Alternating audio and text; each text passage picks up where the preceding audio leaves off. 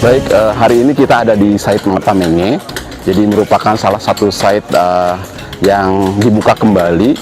Ini merupakan hasil kerjasama antara Badan Geologi dengan University Wollongong terkait dengan pencarian tentunya manusia purba dan beberapa fosil fauna yang ada di Cekungan Soa.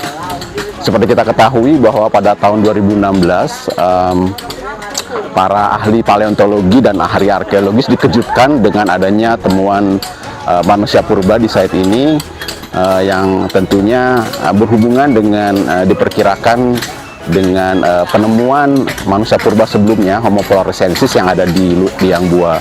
Nah, di site ini juga ditemukan adanya gigi dan juga rahang dari manusia purba tersebut. Dan tentunya ini merupakan temuan yang signifikan dan selanjutnya tentunya didorong untuk ditetapkan sebagai situs warisan geologi yang bisa menjadi untuk destinasi untuk kegiatan pendidikan, juga untuk kegiatan pariwisata.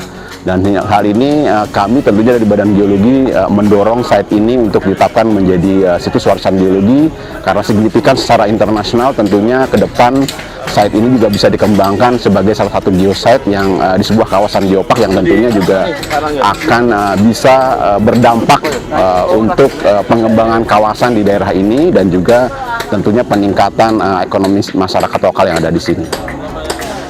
Terima kasih.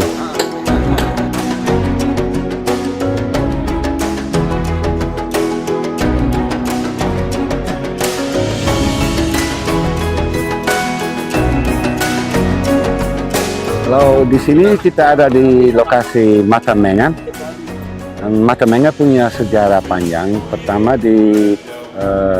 ketemu oleh Pastor Verhoeven, Theo Verhoeven. Dia bikin publikasi dalam bahasa Jerman, tapi tidak diakui oleh ahli-ahli arkeologi, paleontologi pada zaman itu.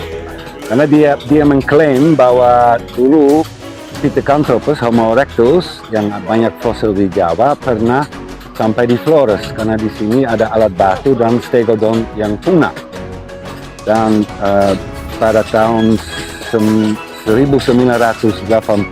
dia bisa datang ke Flores dengan Pasar Yono, dan mereka mengeksplorasi daerah sini, daerah Matamenge, termasuk daerah Matamenge.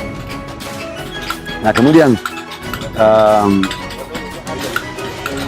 tahun 92 saya masih muda, masih baru ambil program S3 di Universitas Utrecht di Belanda, dan Profesor Sondar, Profesor John de Vos, mereka kirim saya ke sini untuk cari lokasi yang dulu digali oleh Pastor Verhoeven. Nah, tidak lama kemudian kita dapat, ada dibantu oleh masyarakat setempat. Waktu Verhoeven gali di sini, menentukan bahwa memang ada fosil stegodon, ada alat batu yang dalam asosiasi, dalam satu lapisan, berarti umurnya sama. Masih tidak diakui bahwa dulu ada manusia purba di Flores. Di tahun 2004 kita mulai lagi gali di sini setelah Homo floresiensis diketemu di Liang Bua. Liang Bua cuma 70 km dari lokasi ini di dalam goa. Pada tahun 2003 diketemu kerangka Homo floresiensis. Nah, pada tahun 2014 kita baru ketemu gigi manusia purba. Ada cuma 8 biji gigi terisolasi dan juga pecahan rahang bawah.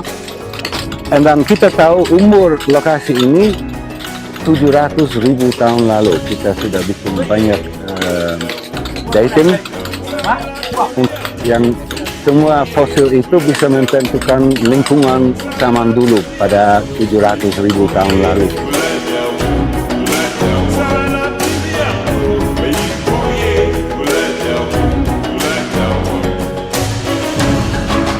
sobat, sekarang kita ada di situs Malahuma, di mana di sini dilakukan ekskavasi fosil-fosil yang selama ini ditemukan di daerah Soa ini. Dan ekskavasi ini dimulai sejak tahun 1915. Di sana dilakukan reconnaissance waktu itu, kemudian setelah itu dilanjutkan dengan proses ekskavasi 3 tahun yang lalu. Nah, di samping itu juga dilakukan pendidikan geologi, stratigrafi, secara integratif di sini, sehingga kita bisa mengidentifikasi di mana posisi-posisi keberadaan dari fosil-fosil yang mungkin bisa kita temukan. Nah, selanjutnya nanti fosil itu dikumpulkan dan kemudian diidentifikasi. Setelah diidentifikasi, kemudian nanti dilakukan penelitian lebih lanjut, dan untuk fosilnya sendiri dirawat dan dikelola dan juga disimpan di storage di Museum Geologi.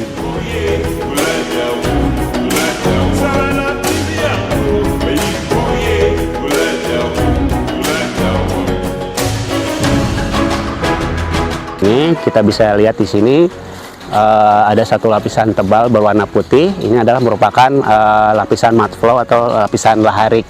Jadi di bawahnya ini ada lapisan paleosol, dan di bawah kedua lapisan ini itu terdapat lapisan fosil gitu. Jadi lapisan laharik ini memang dapat diinterpretasikan bahwa dahulu terjadi suatu letusan gunung api besar, lalu mungkin terjadi suatu proses lahar gitu yang menerjang si kehidupan di sini gitu. Jadi memang kemungkinan si fauna yang menjadi fosil di lapisan fosil yang berumur 700.000 tahun itu punah seiring dengan proses vulkanisme yang menyebabkan lapisan si laharik ini.